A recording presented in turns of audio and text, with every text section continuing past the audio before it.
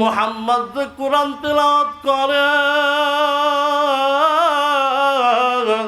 এই কোরআন কোনোদিন কবিতা হতে পারে না, এই কোরআন কোনোদিন বাক্য দুনিয়ার কোনো সয়লাভ হতে পারে না। সত্যি সত্যি এটা আল্লাহর প্রদত্ত কোরআন। আবু জেহেল উদ্বারে সাইবারে তোরা বোঝস না। মুসাব ইবনে আমর প্রথম দিন শুনে চলে গেলেন। সকলে একটু জিকির করি লা ইলাহা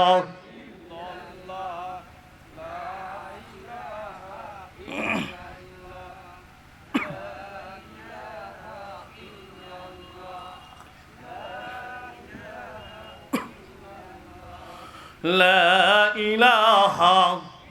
পিছনে একটু জায়গা করে দেন, লোক আছে অনেক, পিছনে জায়গা করে দেন। আর আপনি এদিকে আসেন। লা ইলাহা লা ইলাহা ইল্লাল্লাহু মুহাম্মাদুর রাসূলুল্লাহ। মুসাব ইবনে আমের প্রথম দিন কোরআন শুনে চলে গেলেন। পরের দিন সকালবেলা ওকে কোরআন শোনানোর নিষেধ হয়ে গেছে। কোরআন না শুনে আর ভালো লাগতেছে না, ছটপট ছটপট করতেছে। পরের দিন সকালবেলা আল্লাহর হাবিব সাহাবা আজমাইনদেরকে নিয়ে কোরআন তেলাওয়াত করতেছেন। মুসাব বিন আমের দ্বিতীয় দিন এসে আবার ঘরের দরজায় দাঁড়ায় আছে।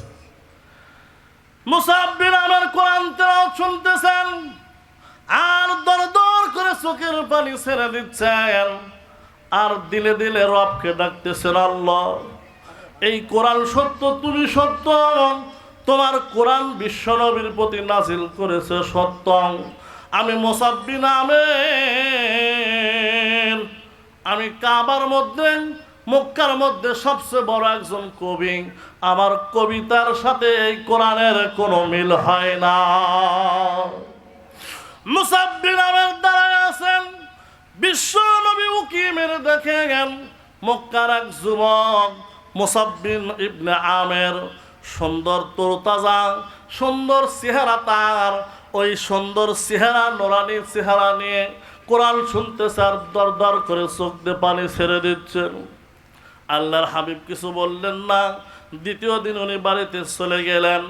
তৃতীয় দিন সকালবেলা মুসাব ইবনে আমের আবার বিশ্ব নবীর ঘরের দরজায় চলে গেলেন। আবার কোরআন তেলাওয়াত শুনতেছেন। আল্লাহর হাবিব দেখে ফেললেন।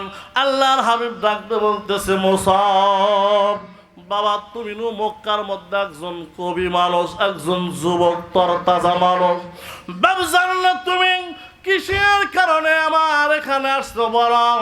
মুসাব বলতেছে, হুজুর আপনি আমাকে চিনেন, আমি কবি, আমার বাবাও কবি, আমার দাদাও কবি, আমরা কবিতা আবৃত্তি করি, আমরা মেলাতে কবিতার প্রতিযোগিতা করি। হুজুর আপনি যে কোরআন তেলাওয়াত করতেছেন, কোরআন পড়তেছেন, আবু জেহেল উতবা সাইবা গত 3 দিন আগে আমার বাড়িতে গিয়ে বলল, মুসাব মক্কার মধ্যে এক পাগল এসেছে, কোরআন তেলাওয়াত করে, এই কোরআন কোনদিন আল্লাহর বাণী হতে পারে না, এই কোরআন হলো বানানো কবিতা, মুহাম্মদ পড়ে।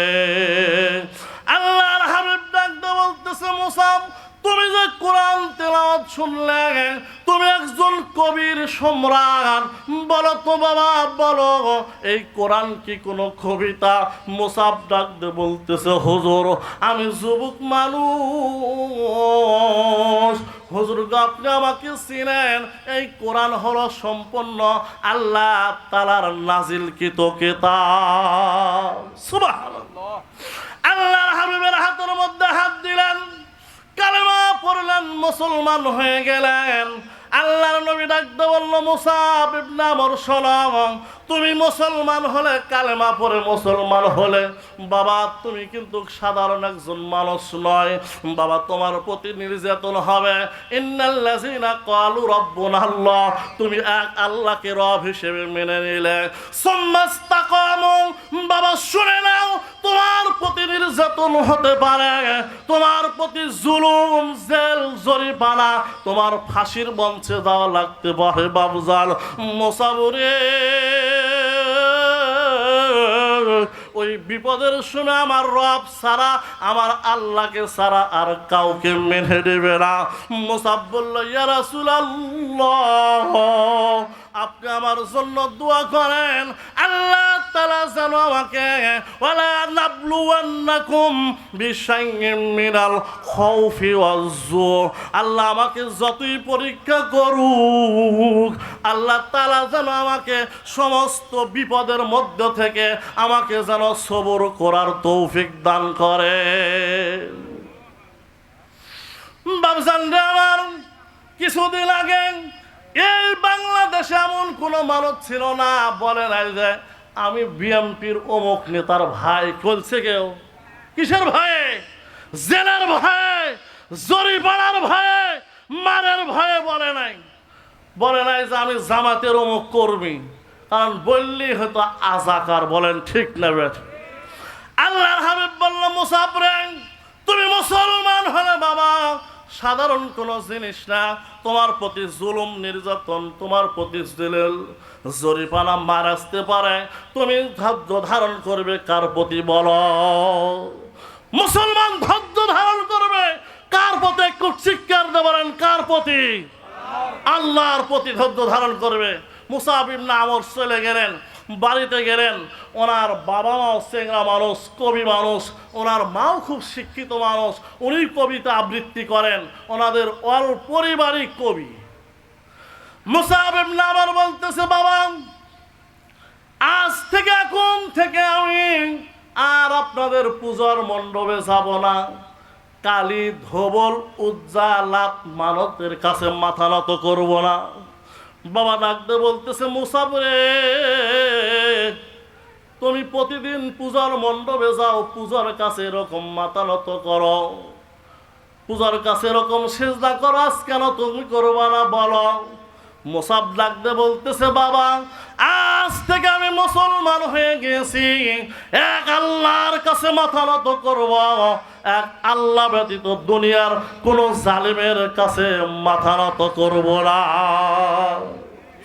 বাবুজান রে আমার, শুধু এই কথার কারণে একটি দলের 13টি নেতাকে ফাঁসির মঞ্চে উঠতে হয়েছে, কিন্তু জালেমের কাছে মাথা নত করে নাই। জেনে রাখেন, রাত যত গভীর হবে, নির্যাতন যত বেশি হবে, যত কোরআনের প্রতি জুলুম আসবে, যত রাত গভীর হবে, শুভেচ্ছা দেখতে তো এগিয়ে আসবে, আল্লাহর জমিনে আল্লাহর দিন কায়েম হবে ইনশাআল্লাহ।